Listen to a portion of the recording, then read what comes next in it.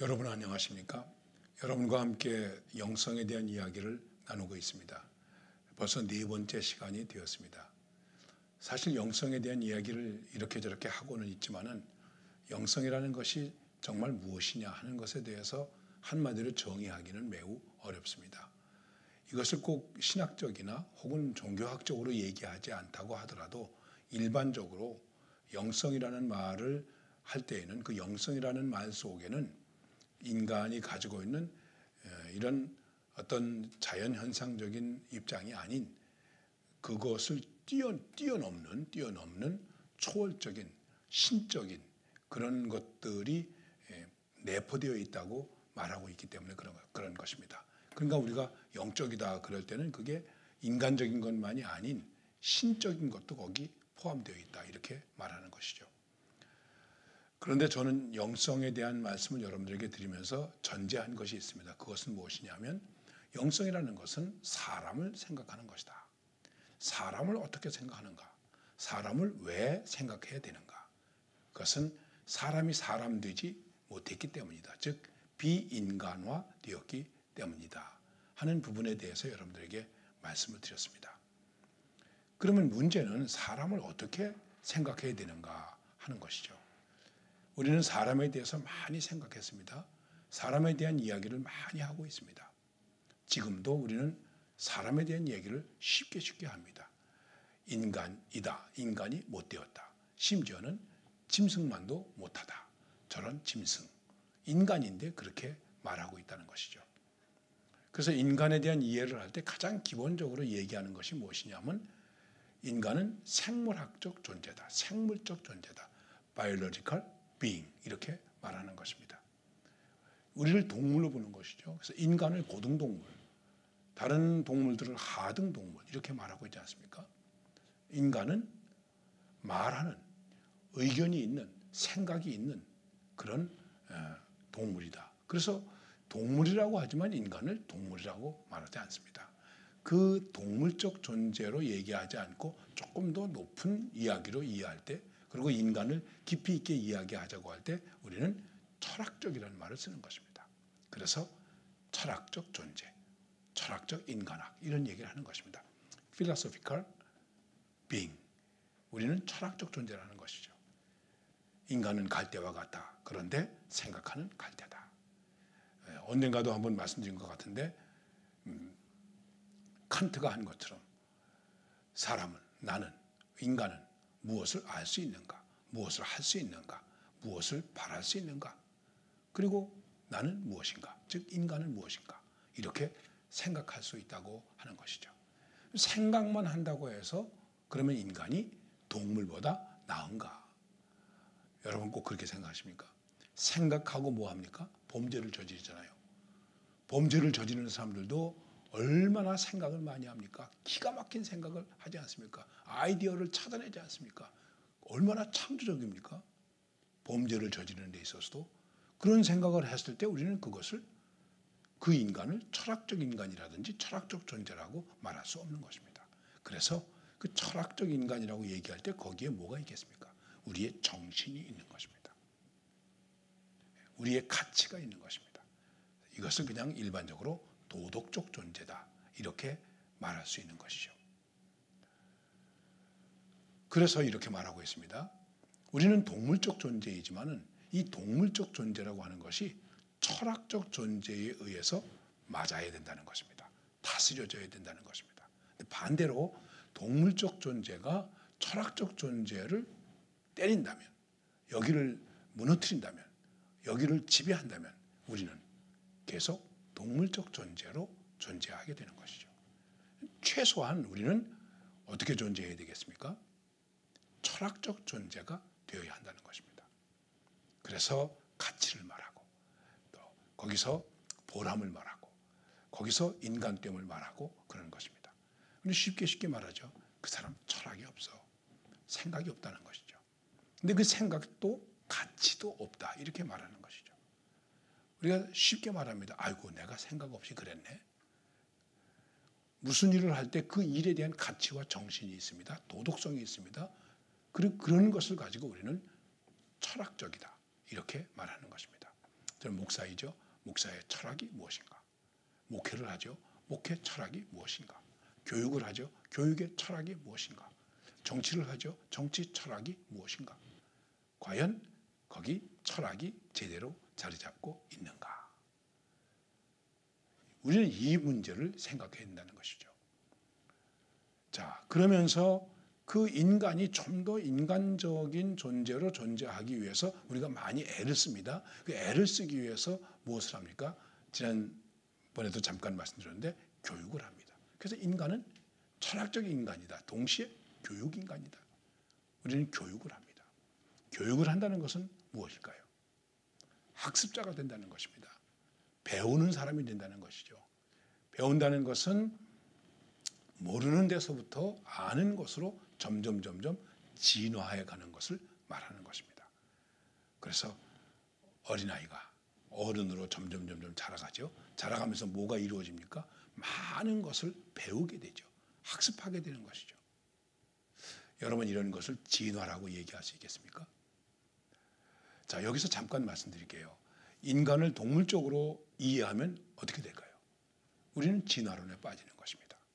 제가 진화론에 대한 전문가가 아닙니다. 그런데 흔히 찰스 다윈을 통해서 진화를 많이 얘기합니다. 인간이 무언가 자꾸만 진화되어서 이렇게 인간이 되었다. 그냥 간단하게 생각해 보십시다. 여러분 그렇다면은 무엇인가가 어떤 생물학적 존재가 점점 진화되어서 변화되어 가지고 사람이 되어야 되지 않습니까? 저는 이제 70몇 년 살았습니다. 그런데 지금까지 한 번도 역사 속에서 뭐 어떤 선생님을 통해서나 과학자를 통해서나 무엇가 이렇게 변화되더니 드디어 인간이 되었다. 저는 이런 얘기 한 번도 들어본 적이 없습니다. 여러분 들어본 적이 있습니까? 들어본 적이 없죠. 그런데 100번 양보해서 진화되어서 이렇게 인간이 됐다라고 얘기합시다. 그런데 여기 진화론이 가지고 있는 즉 생물학적으로 본다든지 동물학적으로 보는 그 생물학적으로 보는 인간 이해에서 결정적인 함정이 하나 있습니다. 그것이 무엇일까요? 인간이 진화된다. 그러면 그 진화되는 인간 속에 철학이 생각이 어떻게 들어가게 되었는가? 이거를 설명할 수가 있습니까? 설명할 수가 없습니다. 근데 사람이 태어났습니다. 여러분 인간이 태어났을 때 어떻습니까? 동물만도 못한 존재일 수도 있습니다. 인간이 태어났을 때 최선을 다해서 보호해 주어야 인간은 존재할 수 있습니다. 인간이 태어나서 걸으려면 얼마나 걸립니까? 시간이 1년 가까이 걸립니다. 아주 잘 자란 아이가 한 9개월쯤 되어서 걷게 됩니다. 그런데 어떤 동물은 낳자마자 걸어요. 뛰어요. 저는 시골에서 염소를 키워봤습니다. 염소가 새끼를 낳는데 낳자마자 뛰는 거예요. 얼마나 귀여운지 몰라요. 인간은 그렇습니까? 동물적 존재로 남아있는 것이죠. 그런데 인간이 자라면서 어떻게 됩니까? 감사를 알죠. 감정이 있죠. 이게 인간이 되어가는 거예요. 정신이 들어가는 거예요. 정신이 다듬어지는 거예요. 정신이 만들어지는 거예요. 그리고 이것을 우리는 철학이라고 얘기하는 것이죠. 이게 인간에게 언제 들어갔을까? 글쎄 이게 좋은 예가 되는지는 모르겠습니다만은 간단하게 말해서 이렇게 생각해 보십시다. 원숭이가 사람이 될 수 있다. 그 사람이 될 수 있다. 진화해가지고 사람이 될 수 있다. 그런데 과연 그 원숭이 속에 언제 사람에 갖는 생각과 마음, 흔히 말하는 희노애락 이런 것들이 언제 들어갈까? 언제 들어갈 것 같습니까? 이 수수께끼를 풀 수 있습니까? 풀 수가 없습니다. 그래서 우리는 적어도 동물적 존재로 생물학적 존재로 인간을 이해하면서 철학적 존재로 인간을 이해해야 되는데 그 철학 속에 정신이 있고 가치가 있다. 그것을 위해서 우리는 교육을 하는 것입니다. 그리고 관계를 맺는 것입니다. 그리고 이 인간을 좀 더 잘 이해해 보자. 그래서 생겨난 인간을 위한 학문이 또 하나 있습니다. 아주 전문적인 것입니다. 그것을 우리는 뭐라고 말하죠? 심리학이라고 말하는 것입니다. 사람을 어떻게 한번 이해해 볼 수 있을까? 여러 가지 심리학이 많이 있죠. 관계적인 심리학이 있죠. 심지어는 인간주의 심리학도 있습니다. 그러면 그렇다고 해서 인간이 인간일까요? 여기에 이제 우리가 문제가 있는 것입니다. 제도도 많고 조직도 많고 교육도 많고 많이 있는데 과연 인간의 인간됨은 어디에 있는 것일까? 지금도 인간의 존재에 대해서 얘기하는데 인간은 동물적 존재다 이렇게 말씀드렸죠. 동시에 인간에게 또 뭐가 있습니까? 선한 존재가 있고 악한 존재가 있죠. 선악이 있죠. 파스칼은 말합니다. 인간은 천사와 악마 사이를 왔다 갔다 하는 존재이다. 어떤 때는 선한 것 같은데 어떤 때는 악한 것. 이 속에서 우리가 어떻게 지금 살아가고 있는가? 여러분들도 한번 생각해 보십시오. 자, 인간에게 우주성이 있습니다. 정신이 있습니다. 창의성이 있습니다. 만들어냅니다. 그런데 이 인간에게 뭐가 또 있는지 아십니까? 이 인간에게 부패가 있습니다. 퇴폐가 있습니다. 훌륭한 사람도 우리는 잘 모르겠죠. 그 속에 뭐가 숨어 있습니까? 퇴폐가 숨어 있습니다. 그래서 온갖 퇴폐적인 일들이 누구를 통해서 만들어집니까? 인간을 통해서 만들어집니다. 결국 우리의 삶 속에서 문제는 무엇입니까? 인간이 문제라는 것이죠. 자, 그러면 이 인간을 어떻게 이해해야 되겠는가 하는 것입니다. 거기에 마지막으로 생각하는 것이 무엇이냐면 인간은 신학적 존재이다 하는 것입니다. Theological being. 우리는 신학적 존재이다.